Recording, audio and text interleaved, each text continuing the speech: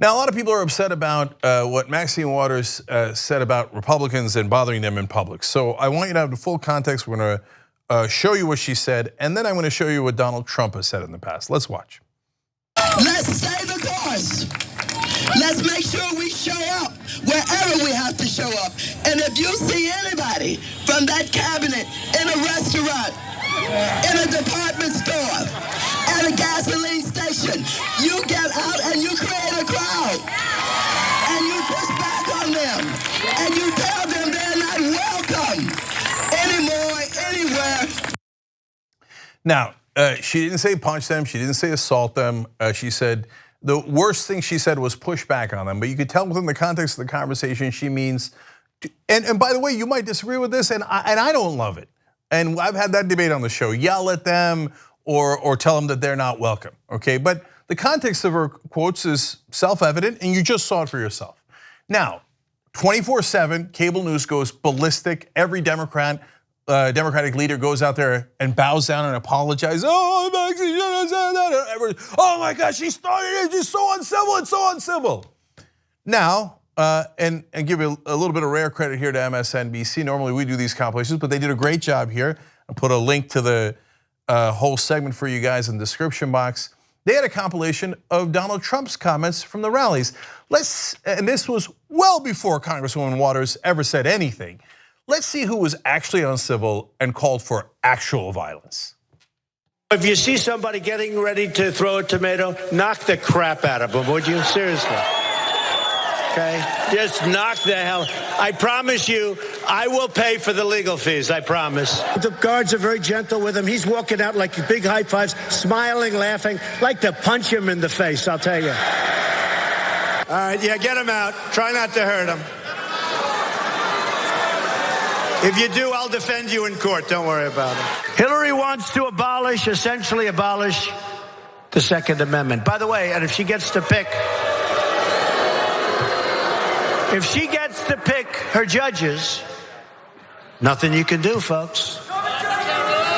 Although the Second Amendment people, maybe there is, I don't know. That is so much worse than anything anyone on the left has ever said that was in public office. I mean, the punch them in the face is already an order of magnitude worse than what Maxine Waters said. But the Second Amendment people, maybe there's something you could do about Hillary Clinton. And we're having a conversation about who started it? We're having a conversation about who's more uncivil? That's a real conversation? No, that's false equivalency. That's total nonsense. Now, one of the reasons why the mainstream media cares more about what Maxine Waters said and less about what Trump said is because Maxine Waters went after people that are in the elite, in the establishment. Those are Trump administration officials. Protesters, that's just you guys. He encourages people to punch you, assault you. That's not as important, is it? Right?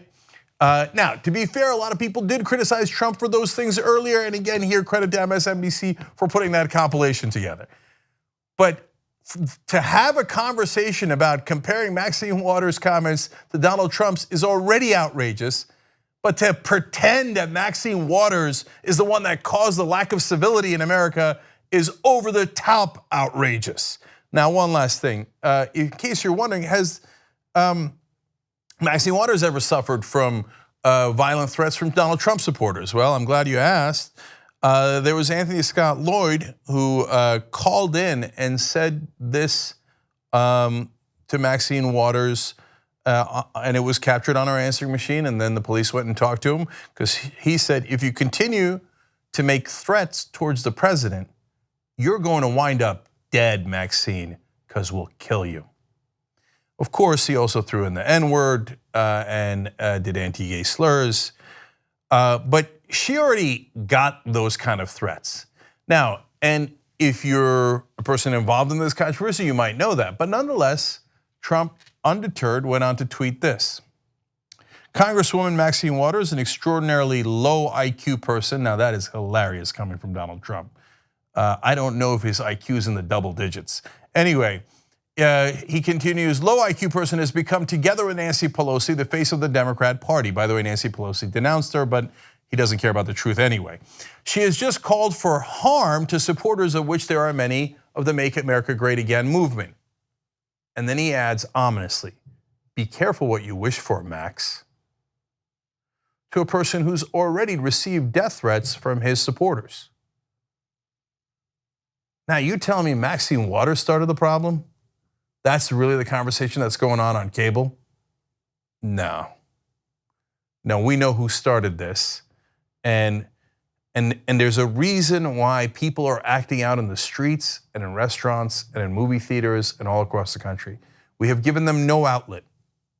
The left has been pushed and pushed and pushed. And overall, the American population has been pushed by the establishment and given no outlet. Your votes don't matter as much anymore. The donors rule everything, and 93% of Americans believe that the donors are the ones that the politicians listen to, not the voters. So if you have no democratic outlet, eventually things are going to burst. It's a bad idea. I don't want it to happen. But this is exactly what we warned the establishment about. And they thought, no, there are no pitchforks. Well, I got news for you. There are pitchforks. And it's not a good thing. But now, apparently, both sides have them. 2 easy ways to follow the Young Turks. One is hit the subscribe button down below. Then you're a TYT subscriber. And second is ring the bell. And when you do that on YouTube, you're notified of our videos.